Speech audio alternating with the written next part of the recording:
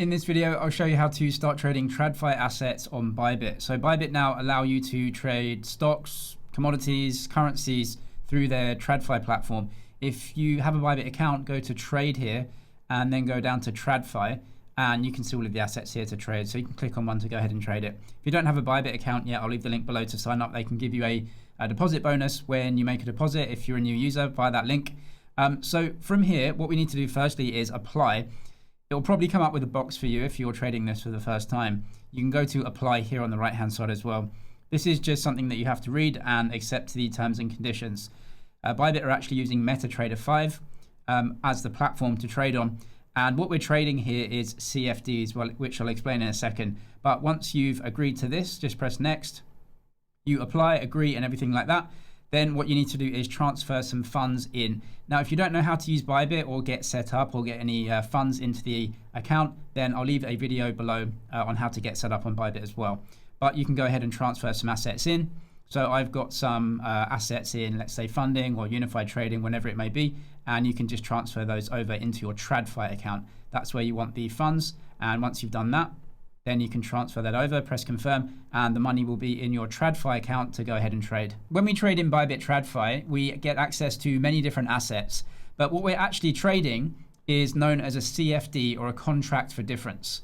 This is a contract that allows us to trade the price of a certain asset without actually buying the underlying asset. So if you're trading gold within Bybit TradFi, you're not actually buying and selling gold. What you're buying and selling is a synthetic contract which tracks the price.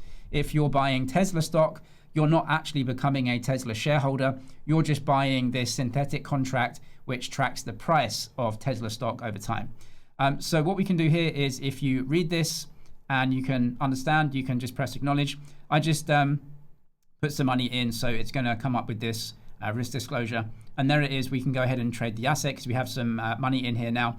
So if you want to go ahead and search for assets, come up to the top left.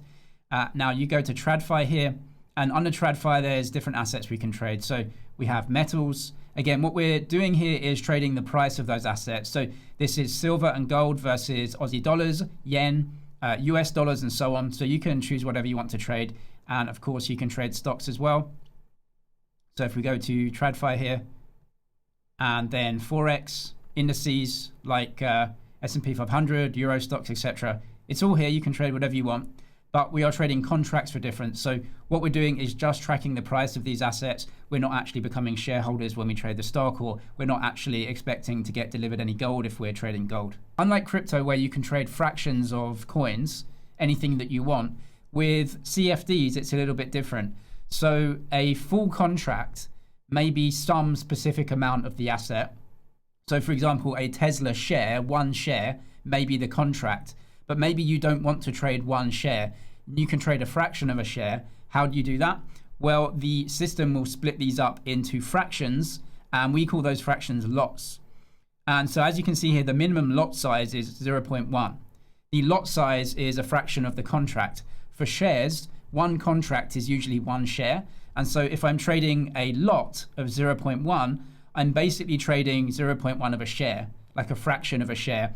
But instead of being called fractions, they're just called lots. So I can come up to the top here, and where it says quantity, I can put the minimum lot size in, which is 0.1, which comes out at $40, and the share is $400. So this is a tenth of a share. One contract is one share, and that's $40, which is the fraction that I can trade, known as a lot. If I just put one in, then that's one contract, one lot, one contract, which is $400, so one share. If we go to something else, for example, metals, then these are going to be traded in amounts. So let's go to something like gold versus dollars. And if we see down here that the minimum lot size is 0.01 lots. Now, 0.01 of what? Like, how big is the contract? In gold terms, you'll probably trade in troy ounces. So let's go and have a look. So 0.01 is the minimum lot size, and that's $5,000. So it looks like the contract is probably 100 ounces or something like that. So if you go to one lot, then obviously you're trading a much larger amount, 500,978. 0.1, obviously you're just going fractions down, right? So the minimum trade size is 0.01 of a contract, which is 100 ounces for gold, And so this would be the dollar amount you would trade, $5,000. Now, because we are trading CFDs, how it works is that you put some cash on account, you put some dollars on account to fund your trades.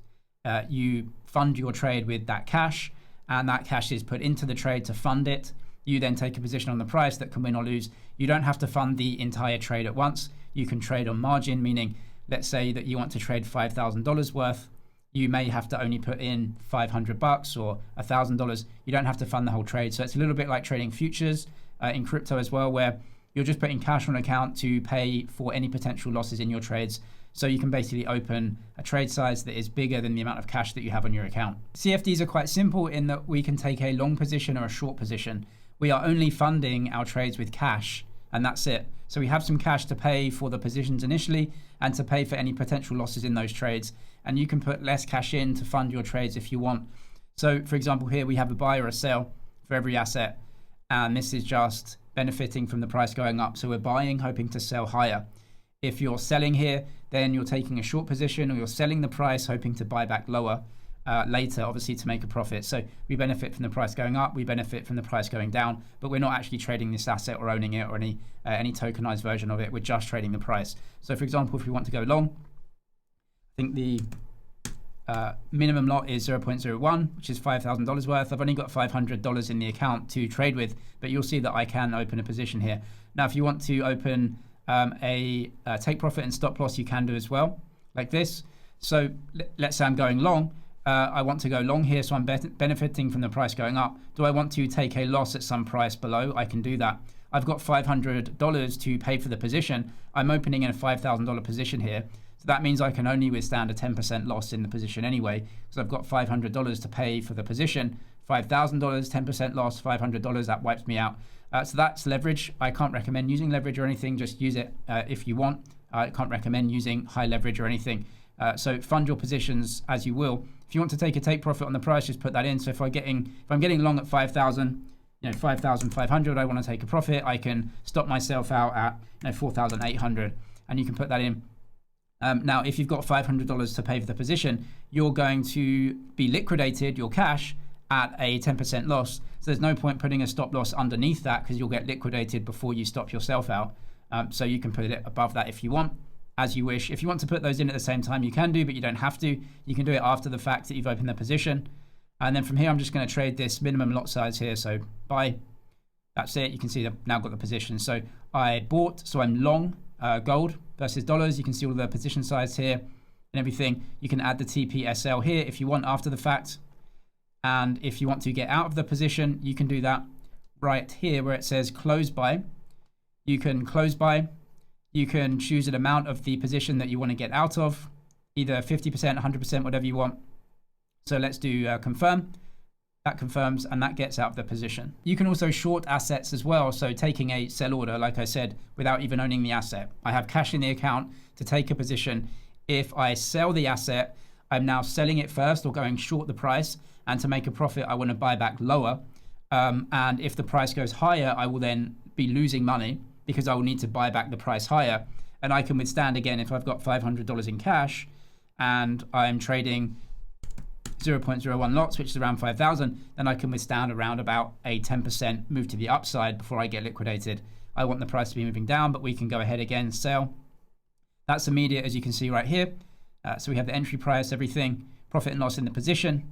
And if you want to get out, you can press close buy right here. You can do exactly the same as we did before. So close buy, any amount that you want, press confirm. You're just buying back the asset. You can see my entry price here and then the market price that we're going to get out at. Press confirm, and that gets you out of your short position. If you need to know how to get set up on Bybit, I've got that video in the description for you, and a deposit bonus link to Bybit down in the description as well. I'm James, this is Money ZG. Cheers for watching, and I'll see you in the next one.